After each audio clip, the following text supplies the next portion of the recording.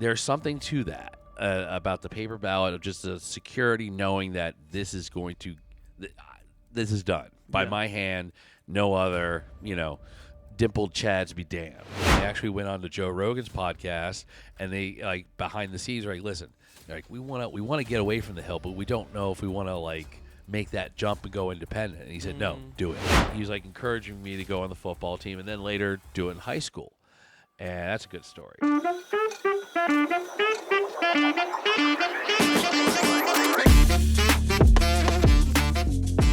Hey everyone, welcome to the Big Manz Cabana podcast. I'm your host, Matthew Lepore, and I'm on with Dave Biesecker. Fucking A. I'll just eat that one. See, I knew I was gonna mess it up. It's a hard one. It's Biesecker. always been a hard one. Yeah, because I told you this before we went live. I was like, I'm gonna mess this up, and then I asked you, I was like, what? Just so I can not like butcher this thing, and you told me Biesecker, and you're like, I'm like, cool, got it. Second, I go, we live. Don't got it. It's gonna happen. Trust me. Yeah, that's right. I'll eat that one. I'll take that one in the comments. So I'm glad I finally got to steal you, because not only are you just a man that just walks around with stature, you have so much going on. You are like a 500 bencher. You're a constable. You have family. Like, what don't you do? So it's been a long road. It's been an interesting long road. I had all the intentions in college just to be your plain old average history teacher. You're a fun history teacher, but a history teacher nonetheless. And then life, everything sort of gets in the way, gets you into new patterns. Because I was thinking about, like, what would 2010 David say to 2020 David, and so forth. And honestly, like, especially with the Constable deal, 2010 David would be very confused. He would be, how did we get here? This is not my wife. This is not my beautiful house. This is strange territory. Yeah. But in the same case, it feels good. I'm serving my community. I'm improving my community, and I like the service that I provide. That's awesome. Not many people have that kind of mindset. Most people, it's like, better job, better money. So what? This is what comes with it. I guess I'll deal with it. They don't look at it like, I'm going to serve my community. I'm going to help. And that's the thing. Before this, my career was actually helping people get elected to do these jobs. So that was sort of a big career point in my mind, because about 2010 was when I ran my first race. Oh man. Yes, it's an interesting tale. In Westchester, the current state rep was retiring. Okay.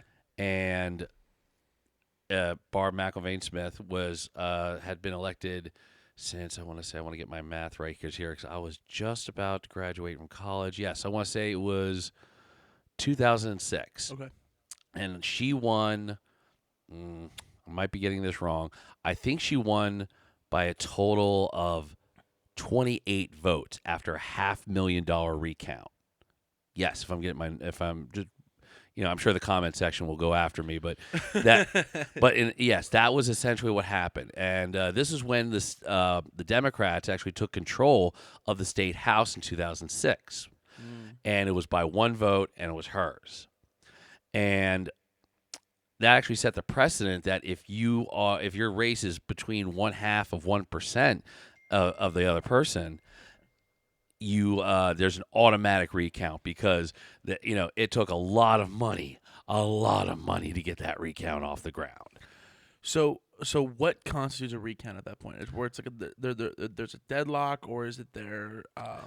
So it's the cutoff point now legally is 0.5%. So as long as that's the threshold of in between the two opponents, or I guess three opponents really, or however it worked out, that would be an automatic recount. You can apply for a recount, and of course you can go to the election board, and there's a process for that, and then they'll give you a yay or nay depending on the realistic aspect of it. But 0.5% is the dedicated point of, like, well, okay, there at this point statistically gives way for the idea that there could be a variance. Yeah. Oh, jeez. Now, is that scary to kind of have to do like a recount?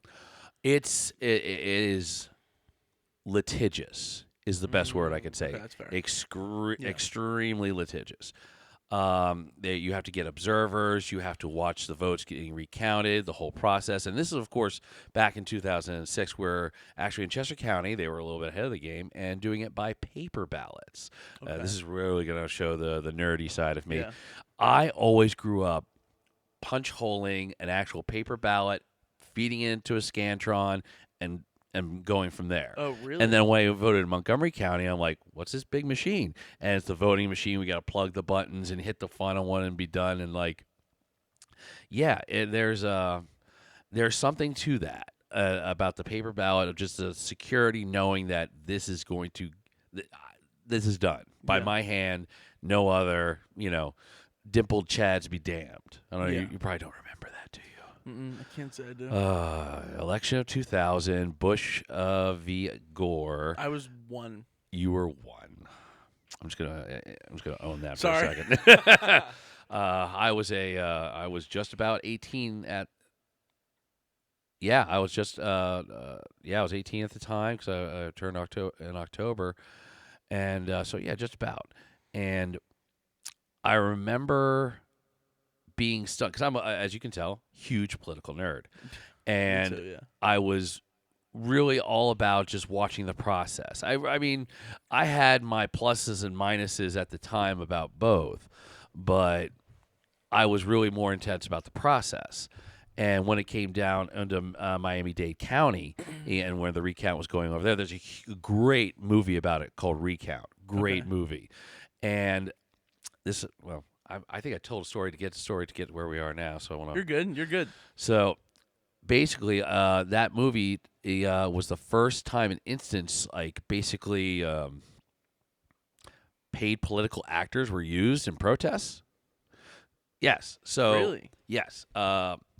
Long story short, different outside agencies paid nice-looking, young men to wear khaki pants, white shirts, stand out front and be like, every vote counts. Every vote counts.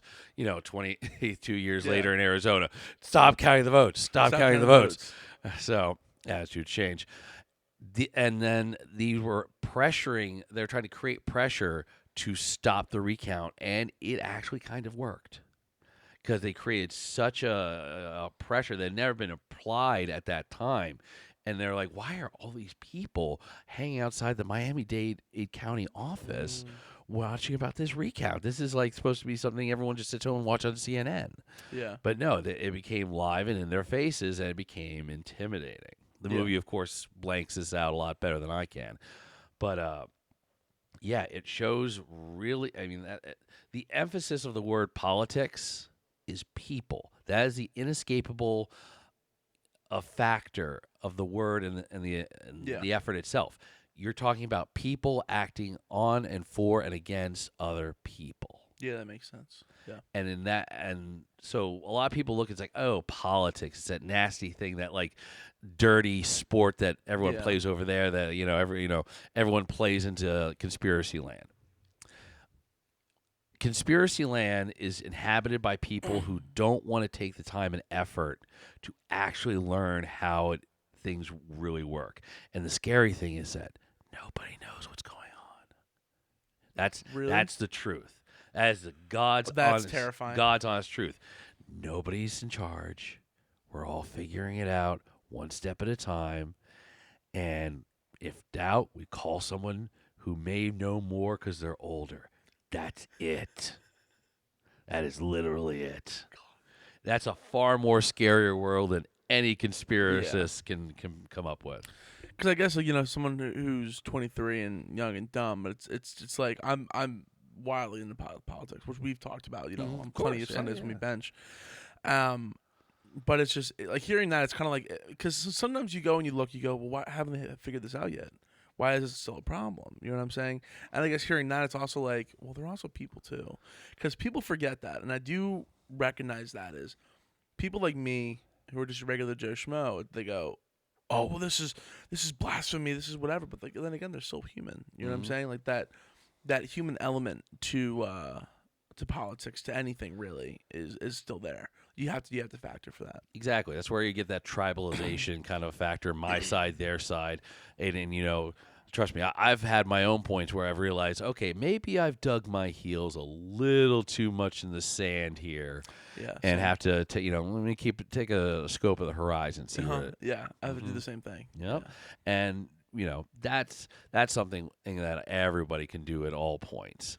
It's Not just many people will do that. Though. and that's the thing. It's just like in the benching. It's being, you know, respectful. It's like, what did I do wrong first? Yeah. You know, if my bench didn't go right, it's not because, you know, people weren't cheering for me hard enough or I didn't, you know, put enough of chalk on my hands. It's like, no, did I take a full breath in? Were my lats tight? Hey, were my legs drived and ready and, you know, stuck where they needed to be? He, you know, was I completely tight? Was I completely arms ready, you know, at the liftoff and not kind of just like, ugh, Oh yeah. you know, taking, you know, just like sitting there and just kind of like forgetting about what you're doing, Yeah. because it happens. Yeah. You know, you just don't want to do it. You know, you want to forget it on gym day, not at meet day. Yeah. Oh, trust me, you see me on Sundays. You can't tell. Yeah. But that's the thing. You know, when I was a young lifter, back when I was young, my first gym was a gym called Better Bodies. Okay. This was in Exton. Okay. It's not it's not there anymore, you know. But it's I look back to it like, you know, it's my happy time in my childhood. I would go to school at Delco Community College there, which is right over where the gym was, and then go to the gym, work out, and then go take martial arts classes. And they had a second, like a little studio area where I did that. My entire life surrounded about, you know, a 1 square or little kilometer here in Exton where all my stuff was. I had my gym, I had my school, I had my martial arts. I was set. That's all you need. Yeah, and I bounced on the weekends. I was an 18, 19-year-old bouncer. That's awesome. That was an interesting experience. Being a bouncer before cell phone cameras, oh, my God, I don't know how people do it. What do you mean? So I worked at a club where I was 18, 19 years old. Sure. And I'm having to, you know, basically babysit adults. Yeah. And as you might imagine, like I was probably about this, you know, round about the same size as I am now. Like, you know, so I got, you know, initial respect from, like, you know, most of the goers, but, you know. Yeah, 'cause you're a big dude. Yeah, but about 8, 9 shots in, a couple of beers, you know, it's about, you know, band's rocking and rolling. Somebody just going to get them beer muscles. And you know what? I don't think he's as big as he is. I don't think he's as strong as he looks. And yeah, I've had a few guys be like, I don't think you're strong. I don't think you're, you you look like a wuss. And like, you know, you got to confront those. And the thing was that at the time, especially a couple encounters, I'm sitting there like, you're a grown ass man. And you're yelling. This is my Friday and Saturday. It's like, I'm coming to work, dude. Yeah. I'm just trying to hear, 99% of the time it was just sitting there, taking the trash out, making sure everyone was safe at the end of the night, and that was the entirety of the ordeal. Yeah. A couple of times, things just went wild. One in particular I always think of, it was a night like any other.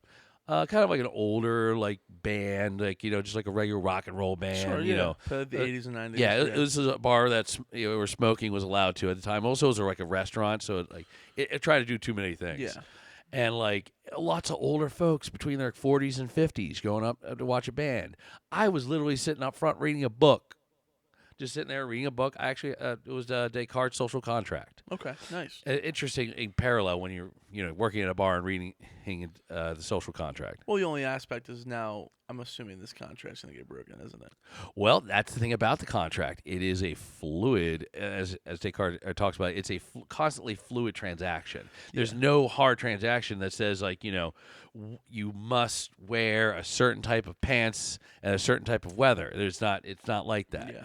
The social contract is literally sort of, well, I'm not going to go down that rabbit hole, but the point was, I didn't think of all nights, I didn't think anything was going to happen. So I'm sitting there reading my book, happy as a clam, just waiting for the night to be over. One of the waitresses comes out like all in a huff going, I think you better get in here. They're starting to fight. I'm like, what?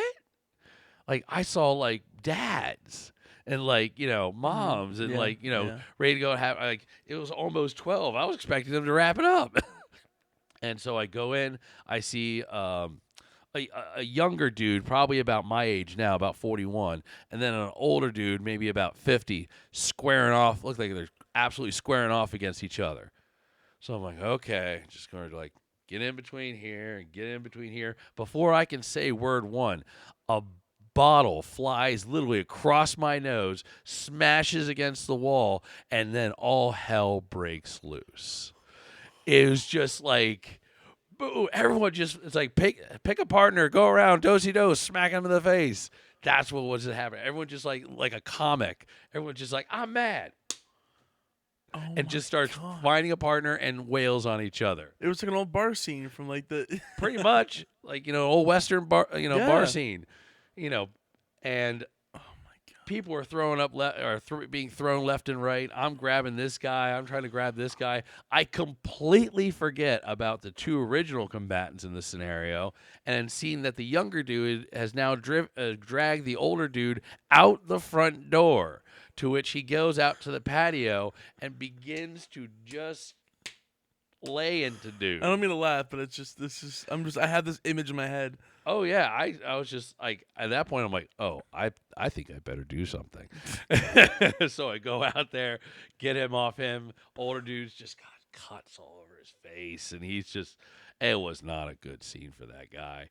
Police came, oh my God. And then like that was interesting and bad in the same case, but dealing with the angry wives afterward had to be the worst. Yeah. Cops showing up. That's that's a bad sign. Yeah, I felt so sorry for those guys. Why? Oh, the cops. The cops. They felt because they had to show up there and just like deal with all this crap.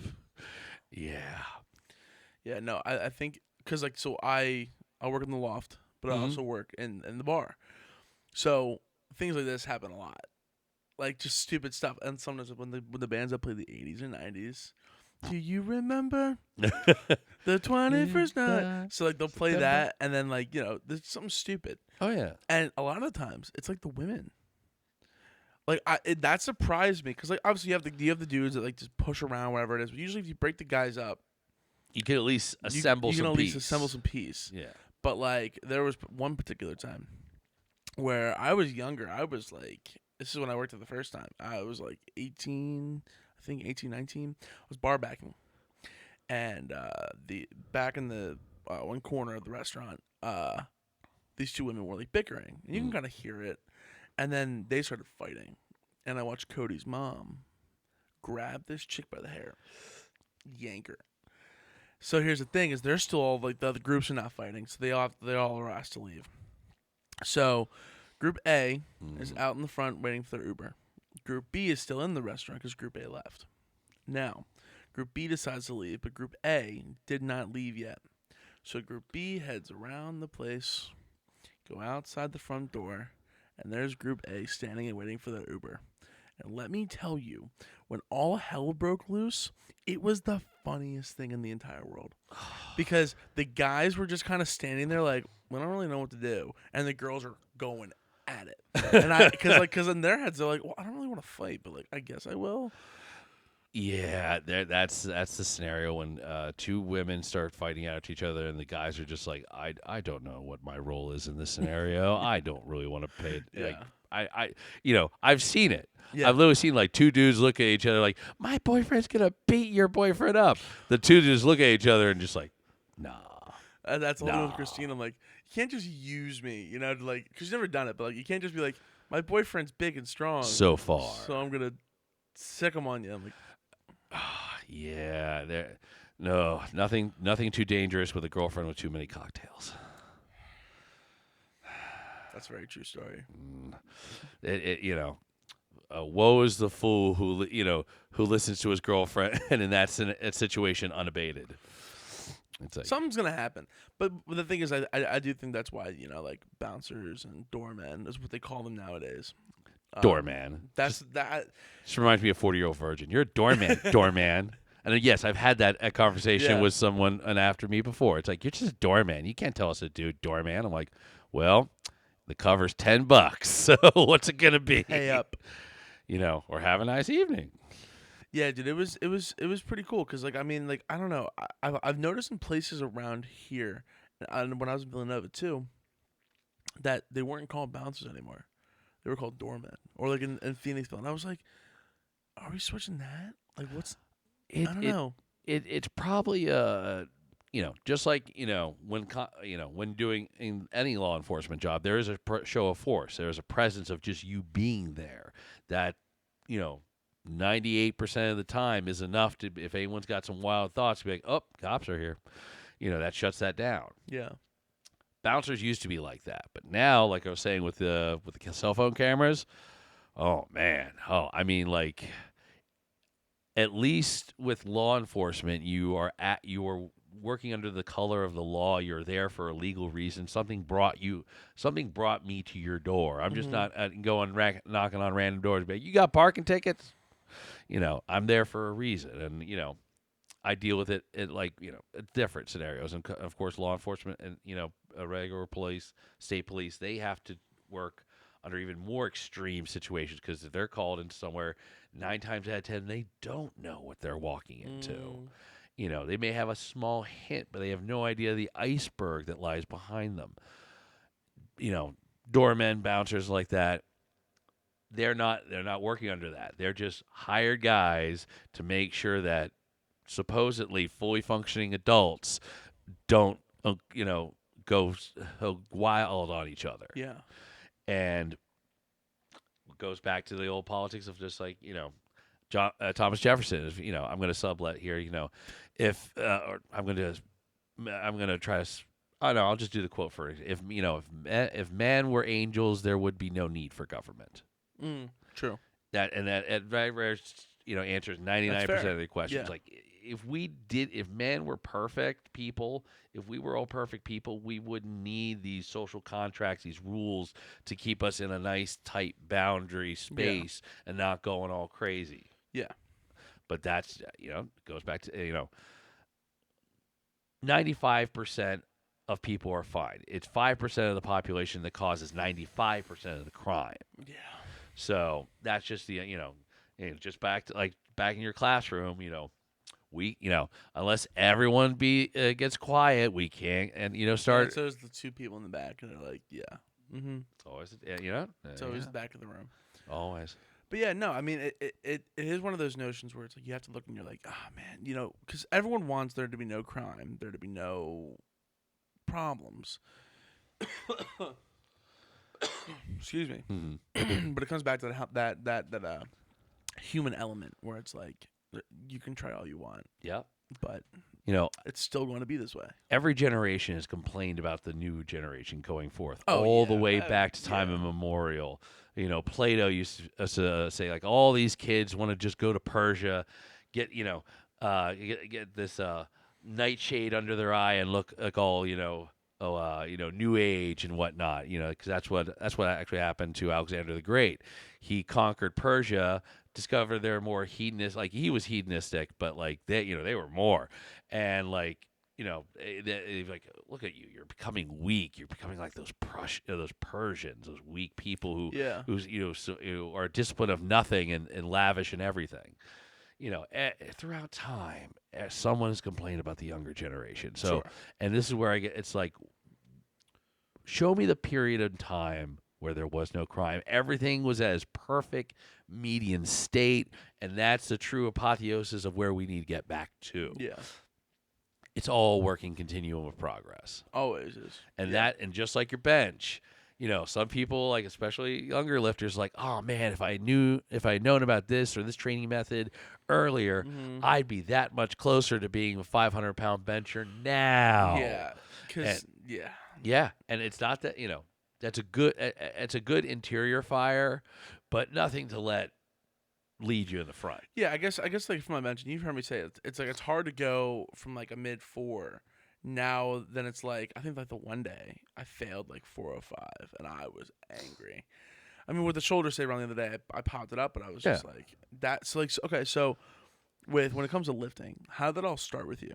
So honestly, it started with my mother.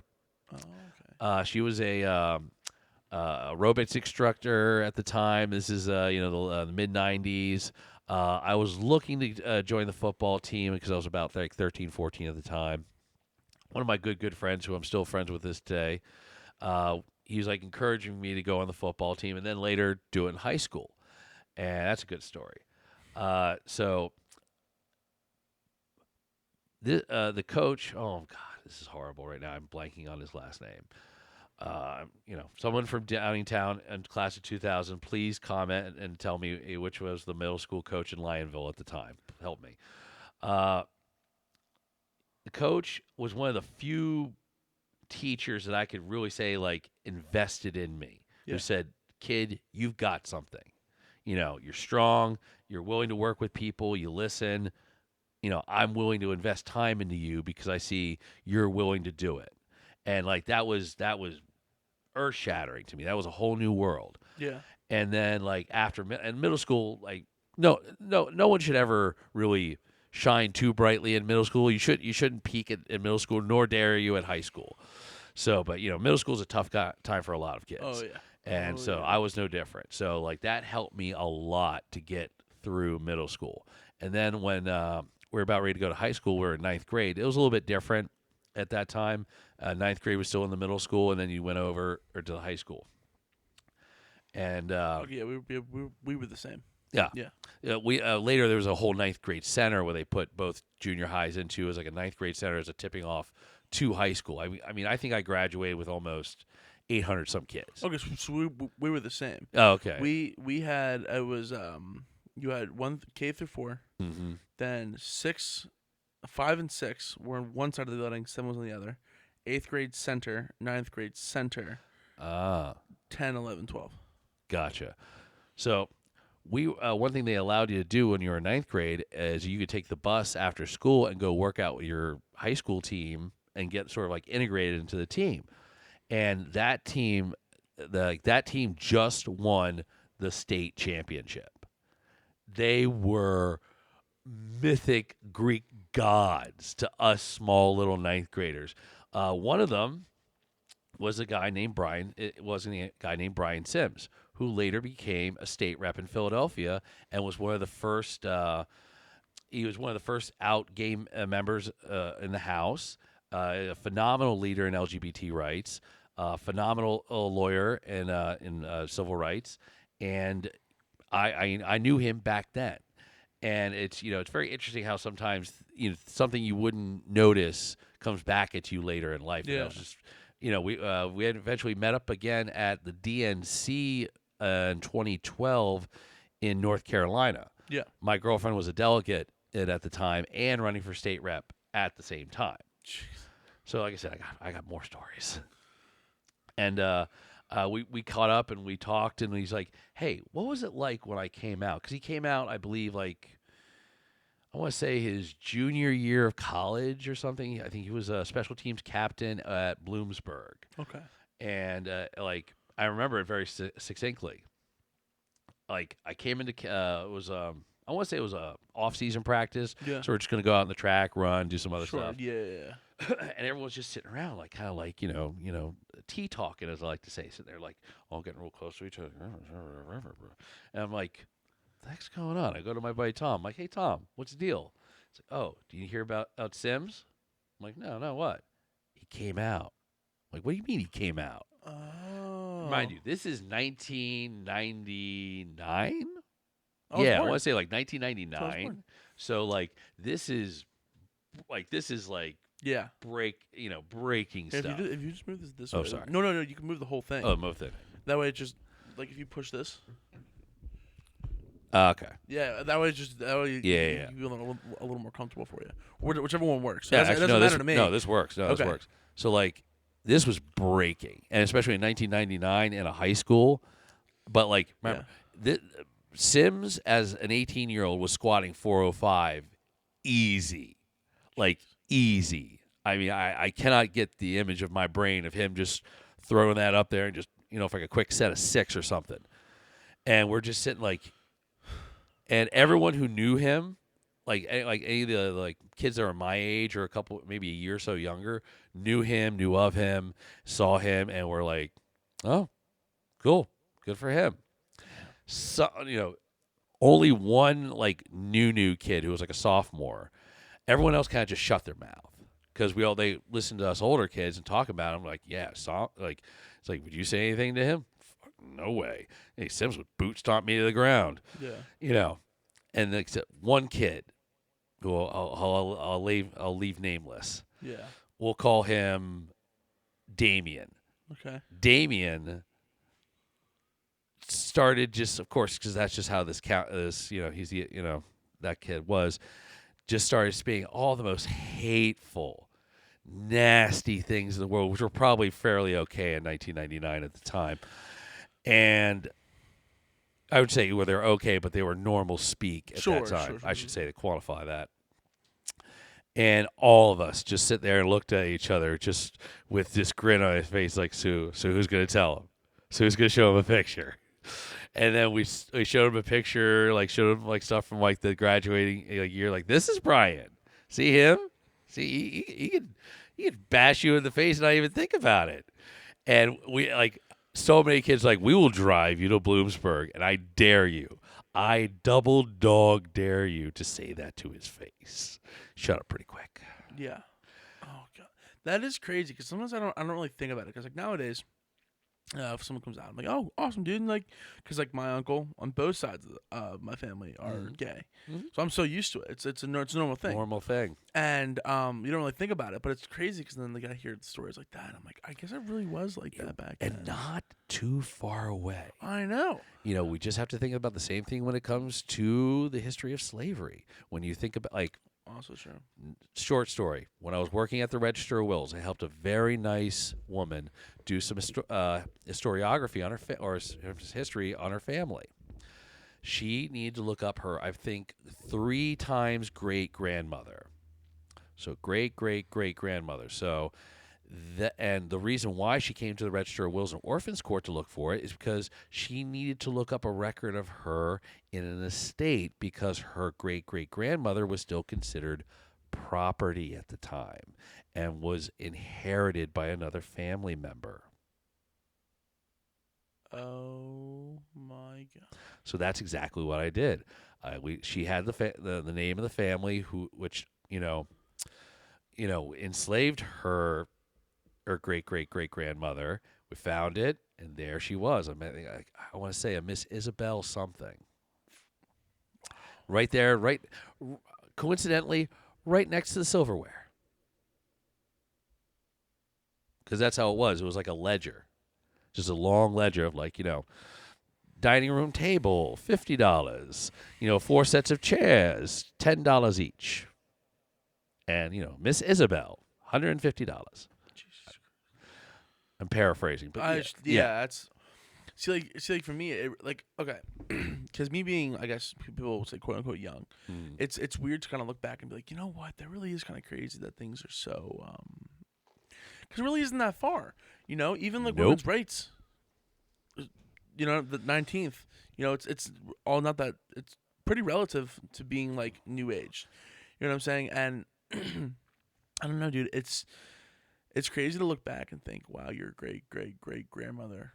Actually, I think I'd say 2 grades. Now that I think about it, 2 grades. And that's even crazier because most people might still know their great-grandmother. So I want to say the will was dated about 1840 or 50 or something like that. Wow. So, you can seriously go back about 5 generations and touch the Revolutionary War. So, it's not that far away. I was actually listening to a great NPR Intelligence Squared debate in England about the reparations movement and how the legal justification of it is. Yeah. What if I were to tell you, and this you'll hear this a lot of from British historians and people that Britain got rid of slavery back in, I want to say 1820 somewhere, like it stopped the slave trade about 1800s, and then formally abolished slavery about 1830s, 1840s. Okay. But there was a little wrinkle in there. They, as part of their legal system, they had to address the grievances of all those former slave owners and pay the largest single payout the empire has ever had to do, which they had just recently paid this money in 2015. Something in the order of $100 billion was borrowed back then, in terms like relative to our money, or 100 million pounds, excuse me. Million. 100, sorry, billion, sorry, 100 billion, 100 billion That's pounds was paid to former slave owners in just English territory. So, like a lot of the Bahamas, British Islands, nothing in the States, of course, 'cause that's different. So, just people who were English citizens, that's how much money they paid to them, so the British could get out of slavery. And they were saying like all of at least half of it, and the speaker who was African, who was African descendant, was saying, we are all British citizens. At least half of the people in this room have been paying this debt through your taxes for as long as you can remember, because however long you've been here. So that's where it's like, okay, it's not even that we owe reparations to them because of what their family suffered, and that that's the debate to be had. But when you actually have a real time, you paid off actual debt to something that really, in all sorts, you probably shouldn't have, but because of the way systems work, you did. So yeah, that's where a lot of people are like, I don't believe in reparations. I'm like, okay, if you lose money because of something the government did, you would want that redressed, right? Well, yeah. Well, let me present you this argument. Dang. Yeah. It's a hard one, dude, and that's weird. I did not know that about British Columbia. Yeah. We're on the same path. Yeah. Yeah, exactly. I was aware of it, but I wasn't aware of the dollar value. I remember hearing about it tangentially in history classes in my when I was in college, and but when you hear a number like that, $100 billion, and back in a time that was like that money, like that's basically it's insane numbers. This is like if I asked a country to come up with $5 trillion. Well, $5 trillion, I think, is the estimated GDP of the entire United States. Yeah, that's insane. Because even like a millionaire at that time was unheard of. Oh yeah. All the great millionaires of the American histories, in like the early 20s into the 30s, they had money in orders of magnitude that would, are the same order for kind of like now, like the Musks and the George Soros, Bezos, yeah, all those types. We can't. I couldn't know what to do with $1 billion besides give it away. Dude, there's a lot you can do with $1 billion. One of the first things I would do is I would restructure. So there's this thing with I think it was Gates who said this. It was to actually fix the United States debt. See, but there's an issue with that. What? All of our money is based on the debt. Well, no. So here's the thing, right? And isn't that wild? Because there's a certain amount of $1 billion that is owed to us, like owed to like the United States. And when I saw that, I was like, "That's insane. That blows my mind." The homework for everybody is the Cross of Gold speech. Okay. This was actually when we got off of the gold standard, and I want to say that wasn't Reagan. That was no. Way before. I think we finally got off the the gold standard. I want to say Nixon, but it was Nixon. No, you're right. But the argument started around about, I want to say after the Teapot Dome scandal, after Grant, about 1880s, something like that point, because that's where the Teapot Dome scandal. Okay, Teapot Dome scandal. Oh, I'm really ignorant today, aren't I? That's crazy. You're okay. No, I'm learning. This is fantastic. I love this. The Teapot Dome scandal came in during Grant's administration after Civil War. So America was going through a lot of boom bust cycles, economically speaking, during that time. New industries were coming about but failing. So it was kind of sort of how like the early days of the internet was. Like there's tons like do you have AOL online? Not anymore. Of course not, because Yeah. that was something I used when I was like, 15, 16 years Grandmother old. still has that email address though. I'm sure there's so many people with all those free AOL startup discs somewhere, or like to show in a museum. But Wow. again, that's the truism of business. You have a right to start a business. You don't have a right for your business to last forever. Yeah. And that was kind of what was happening in these industrial periods. People were, trying to start up new businesses with new technologies, and some were succeeding and most were failing.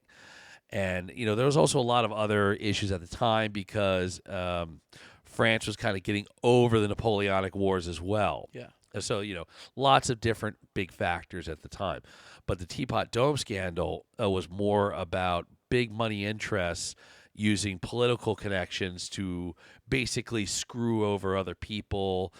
And like for example, you could with a very simple measure in subcommittees.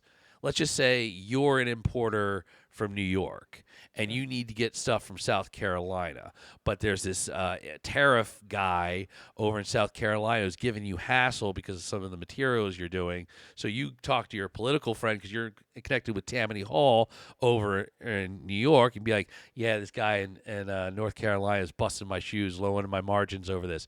Take care of him. Not like take care of him, take care of him. What they'll do is they will take his salary, vote on it, and make it zero. Not for the entire department, for that one guy. They can do that. They used to be able to do that. Oh, God. There was a separate act, the Hawkins Act. Comment's going to kill me. Comment section's going to kill me. But there was a specific act that stopped all that practice. Yeah. But that's how minutia the government used to be at that time. Because remember, this is still kind of an agrarian society. And it hadn't we're nowhere near the transition that would happen in the next century or so. Yeah. Difference between 1860 and 1960 are like day and night in terms of like how big an administration, how big the federal government had to get, how big it had to be to deal with the challenges of the next century. Yeah.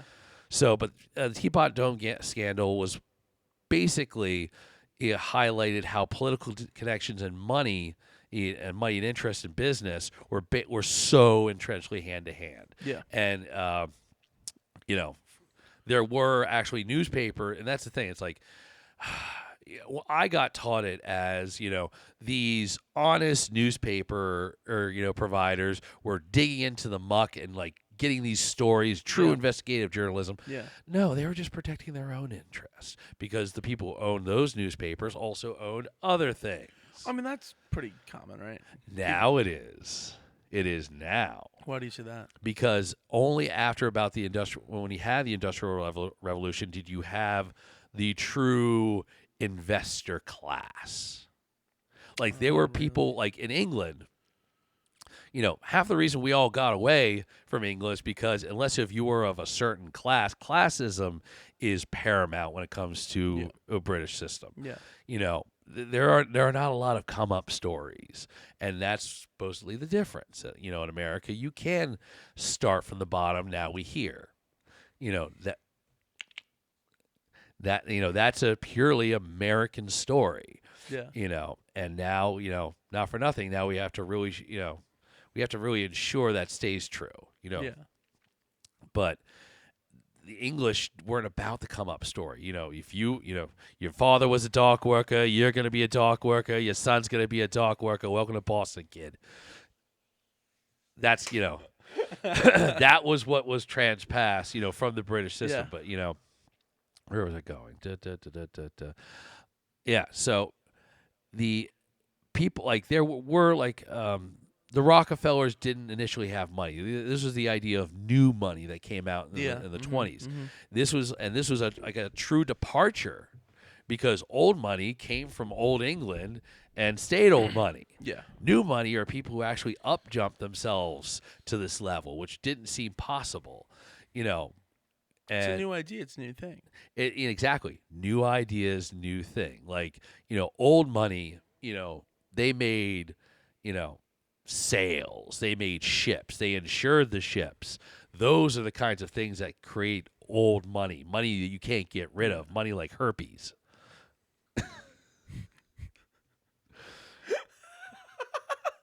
Yeah. Yeah. That, you can't get rid of old money like that. It don't go, it might disappear for a little while, but there it comes back. Yeah. New money, you can unfortunately gain in the summer. You can also lose in the summer. Also true. This is, the time, so many examples of stuff like that, here and gone. That, that's the necessary churn of capitalism. Yeah. Someone's got to earn it. Someone's got to take it. Great a quote from The Wire. Money ain't got owners, only spenders. Yes. There's something where it's like this isn't your dollar, it's your term with the dollar. Ooh, I like that. Mm-hmm. I like that. Yeah. There's a whole bunch of quotes like that with quote unquote capitalism, but it does make you think. It's like because everyone wants to start a business, even like this podcast. Yeah, absolutely. It's business. Like I want to turn it into an LLC. Mhm. The only difference is it's like we're only at like 40K. So for me to like really kind of blow this thing up, which if you guys want 5-star the whole thing, it would be great. Awesome. Yeah. Shameless plug. One of my favorite news shows is called Breaking Points. I've heard about this. Yeah. They have great. Sagar and Crystal have a great story. They both were on another show called The Hill, which I kind of watched, and here and there. They usually come up with stuff that like is in the lower tier of the media spectrum, but actually brings it out. And they actually have opinions. Now, I will take issue. I will take umbrage and issue with some of their opinions, but at least they have the gall to go out and say it, and be like, put it out there, right or wrong. I put it out there. You know what? That's to me, that's new. And it needs to be promoted. Yeah, sure. But they decided to go on their own. They actually went on to Joe Rogan's podcast, and they like behind the scenes, like, listen, they're like, we want to get away from The Hill, but we don't know if we want to like make that jump and go independent. And he said, no, do it. Yeah. Do it. I don't care what you got to do to do it. You'll be happier, and they are a primary subscription-based kind of a format. So they do have YouTube ads and certain ads, but majority of their money comes from subscribers. So they aren't beholden to the ad providers and the commercial people. And, that helps keep them, separated from the money and interests as that really want to push agendas, and that's not being conspiratorial. That's just being real. That's how it is now. I mean, you look at Meet the Press. I trust me. I growing up, nothing was better for me than before benching on Sundays was getting up real early on a Sunday, having my coffee, and yelling at the TV for an hour or so, yelling at Meet the Press and all the Sunday shows. Yeah. And like I do less and less of that now, mostly because the hosts are unimaginative. They don't get into the meat of the issues. They definitely don't press their guests because they want them to come back on. Yeah. And that's sort of I might be speaking out of school here. No. This is great. I might be speaking out of school here in terms of politics stuff because a lot of comms directors out there really do know how to work this angle. It's like, well, if you don't play ball with us, we won't be on here, and you're, the more and more you play that, the less and less guests you might get. Yeah, because it is a numbers game. It's like how many heads are watching you, and if they're not watching you, then why would I even want to come on this show? Mm-hmm. And plus, even now, everything's so divisive. Fox, CNN. It really is wild to have people come on and like they might want to press them, but in the same regard, it's like sometimes I do know this like let's say someone hops on here and I'm pressing them, right? I'm just some right wing asshole, and then I'm not giving them time to speak. I'm not like actually listening to their thought points. Mm-hmm. That can have a negative effect on me, because I'm looking like a douchebag. And not actually being like, okay, so you believe in this. Yeah. I see what you're saying. I And then understand that just, you come to this conclusion, but explain to our audience why you feel this is important. There's yeah, other ways of broaching questions, so many. and the older member people used to do meet the press. They were afraid of, like, politicians used to be afraid of getting hard questions on Meet the Press. Like that was like That's awesome. that's the power. We got to get that power dynamic back to that Mm, square, because just like anything in life, if people aren't just a little bit afraid of repercussions and they don't have fear of repercussions, then that's when things really get right off the rail. yeah, No supervision and no daylight. It means for things happen in dark corners. You don't want that. yeah, and it's Mm. dude, there's just so much shit out there. And There's so much. and trust me, as a constable, I deal with a lot of the real effects of this. So, I deal with evictions. So Told me some. I Yeah, am indelibly connected to the homelessness issue. yeah. Indelibly, you know, and that's something I am very well aware of whenever I do one. Well, see that whole homeless issue thing pisses me off. Not because of like the homeless, but it was this. I forget who I was listening to. It might have been maybe it was like Flagrant. That's Andrew Schultz and a couple of the guys they do, and like Joe Rogan talked about this too. That the issue with the homeless population is there's so like look in California, hundreds of thousands of these people. Oh right? yeah. But the problem is you have people at the top who work for these organizations that go that get paid to do this, and they go, okay, we're gonna do this and X, Y, Z. But then the issue is like they're kind of sort of incentivized to not fix this issue because then they don't have a job. So like that's the other thing on like on a different spectrum where like I might look at it and I'm gonna go, I see their point because it's like this is getting so bad and they're kicking people out of their camps and they're coming right back. They're putting like spikes under, I don't know what they're called, but they're putting spikes under bridges and Yep. on like benches. Exactly. And I'm like, that's not a solution. Nope. That's they're just gonna go somewhere else. Yep, and that's the thing. The homeless population is very good at knowing where to go, where they don't necessarily. Where I should say, they're very good at trying to exist where they will bother the least amount of people and get the least amount of blowback from it. So honestly, they know more about the differences between county property, PICO property, and municipal property than a lot of land use attorneys that I know. Yeah. Simply because that's their life. Yeah. And I'm the constable in Norristown. Norristown has had a homelessness issue for a while. It's come up in the news recently, and saving that for what just the fact that it is, I'll just leave that be. There needs to be a lot, and there is. There's the worm is starting to turn a little bit on how do we broach this problem, and there's many offered solutions for this problem. Not everyone, of course, can agree on one solution. Yeah. And you get varying different people with very different levels of how they want to provide help. Yeah. And, I'm sure you've heard this this one before. A committee is a camel is a horse designed by committee. I know I just butchered that. No, you're good. No, I haven't heard that. So yeah, a camel is a horse designed by a committee of people. Sitting there like, I want the horse to be able to like travel long distances. Give it a hump and allow it to store water in there. Yeah. And then but I want my camel to be soft and furry. Give it fur. And now you have a camel. I get it. Yeah. So, unfortunately, that's what happens to a lot of solutions. Like if you have like initially good idea, like the garbage pickers that pick up all the garbage, the plastic that floats on the ocean surface, those are great. I like there's simple machines that just get the things up, and it's a simple solution. But people start getting too cute of it and try to make it look cute, like a duck, so it doesn't look like this big piece of machinery. And they're like, no, just get it done. Yeah. I don't need to feel good about my solutions. I don't need to feel like You'll feel better when it's done. I'll feel exactly. Well, And that's the other thing. Done is a relative solution.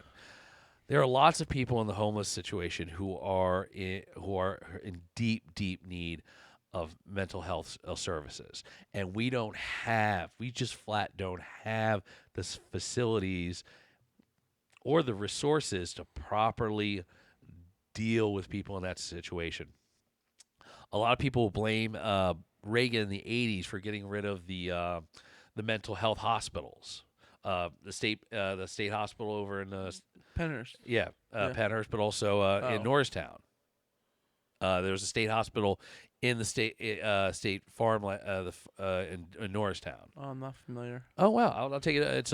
We'll drive by it at some time when we Okay, go cool, through yeah. Norristown. But it's old. It's been shut down since the '80s. Okay. But that is a humongous property that's in Norristown. That the state mental health hospital. That's where a lot of people with mental health issues, in various degrees went. But also it was a place for people in the criminal system as well. And that's the only people that are left there now are people with criminal backgrounds.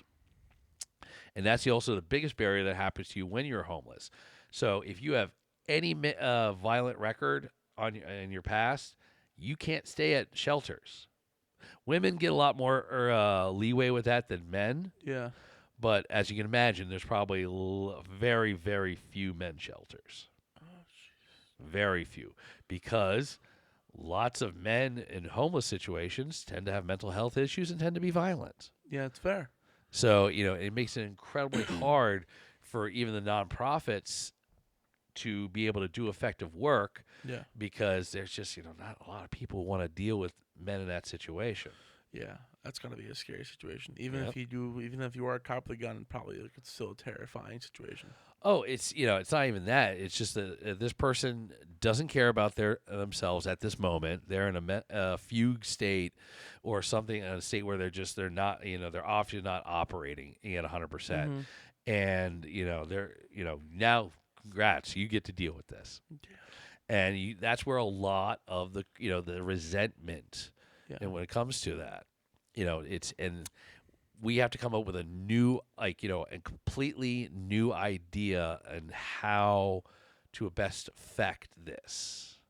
Everyone makes fun of the Dutch because their prisons look like summer camps. Okay, I've never seen a Dutch prison. It looks like a dorm room. Oh, really? They have like a microwave, a window. Oh, yeah. Yes. No, I've seen this. Yeah.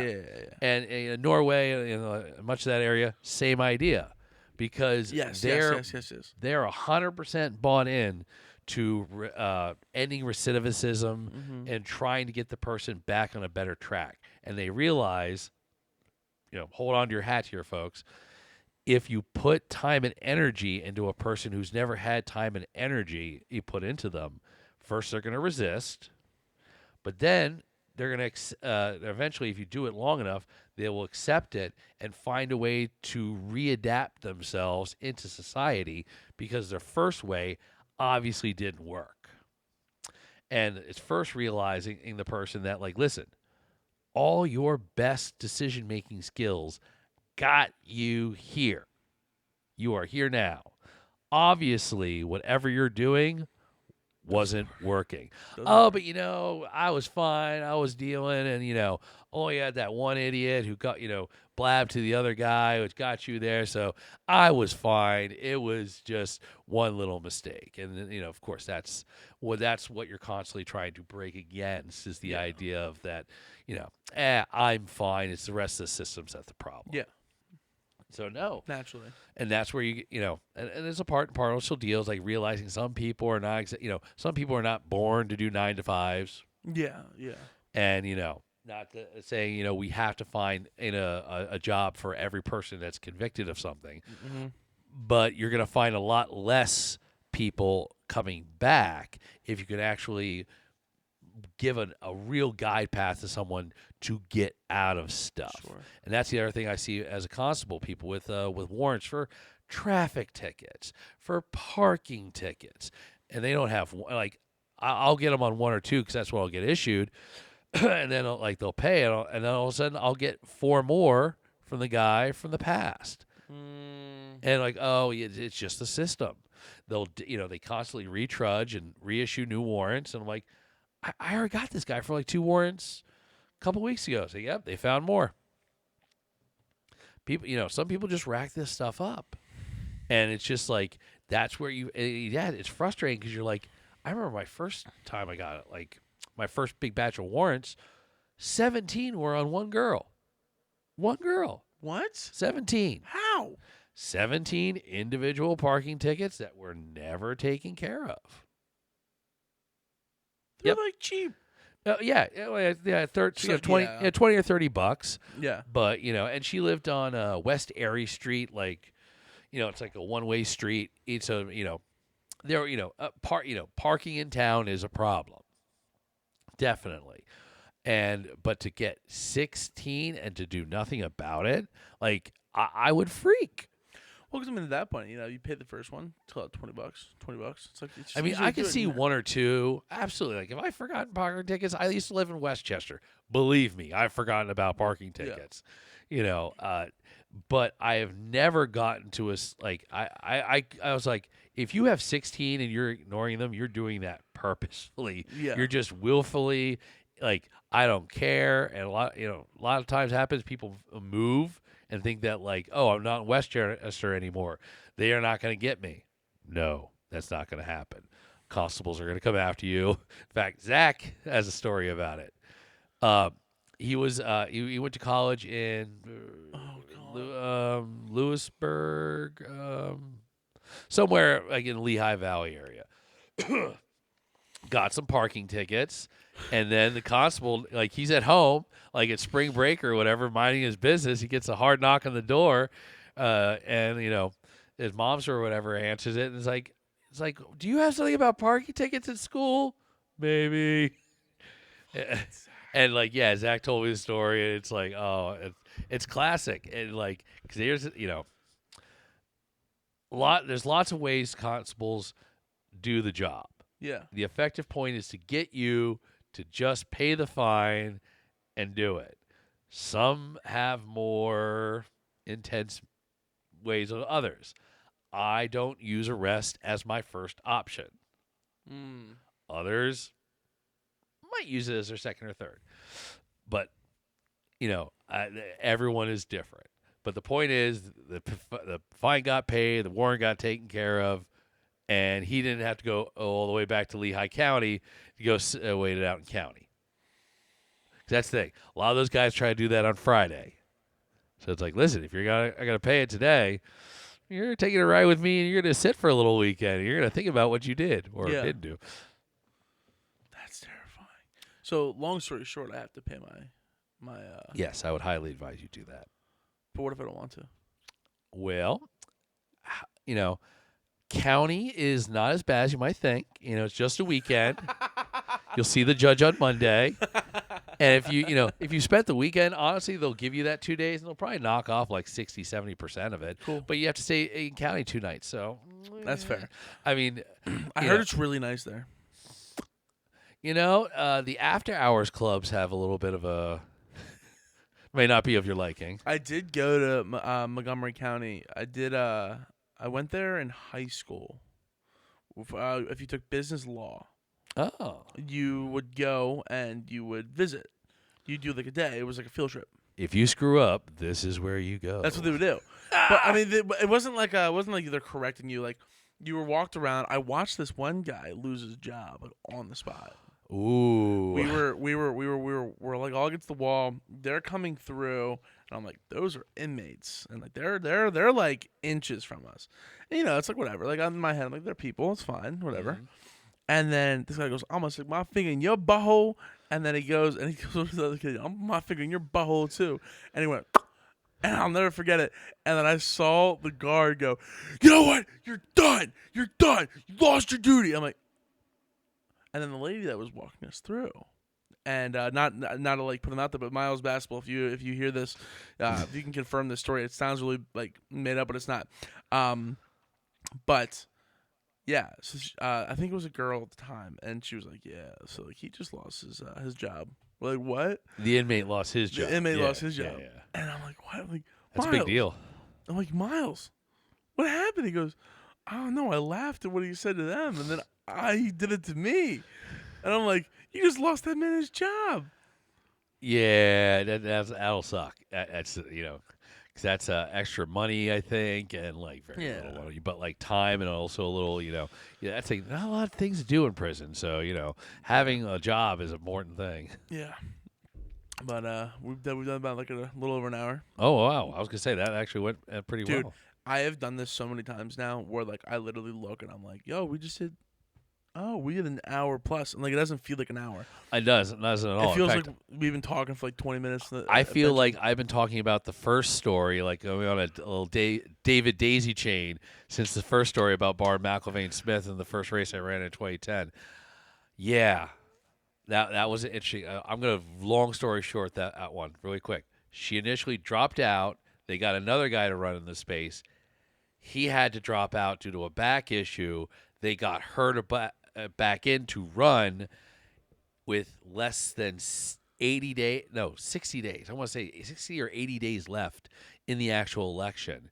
We raised like almost $100,000, knocked on like 4,000 doors, and we were about 120 votes from victory, which is a little bit more than 1/2%. Oh my god. So, typical things in life, my friend. Oh my god, 4,000 doors. And that was the first race I had to actually, be the lead on, and that was, oh man, that was a lot. We had to do a lot of things to keep that boat road rolling, and so.